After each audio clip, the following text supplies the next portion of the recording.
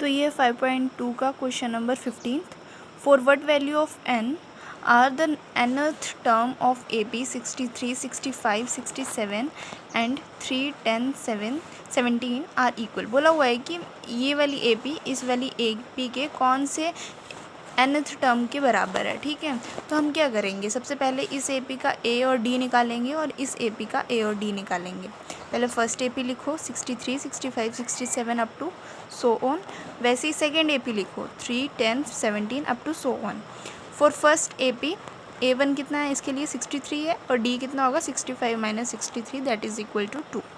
Second AP के लिए क्या होगा, A2 3 है, फर्स्ट टर्म 3 और 10 माइनस 3 D2 की वैल्यू आ जाएगी, वो है 7। ठीक है, नाउ A1 प्लस n-1 और D1 इज़ इक्वल टू कर देना है A2 प्लस n-1 D2 के, क्योंकि इक्वल बोला हुआ है ना तो दोनों APs को इक्वल कर देना है।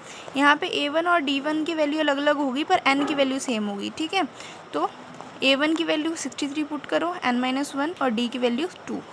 ठीक है, वैसे ही A2 की वैल्यू 3 पुट करनी है और D2 की वैल्यू 7।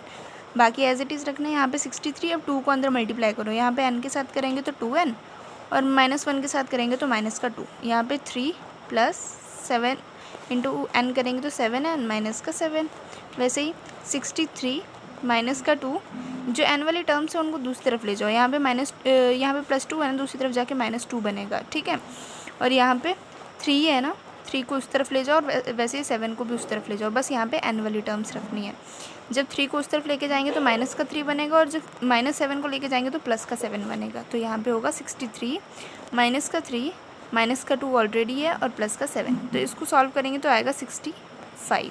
ओके, -3 + 2 -5 होगा। -5 को 7 में से घटाएंगे तो कितना बचेगा, 2 बचेगा। ठीक है, तो 63 + 2 65 that is equal to 5n।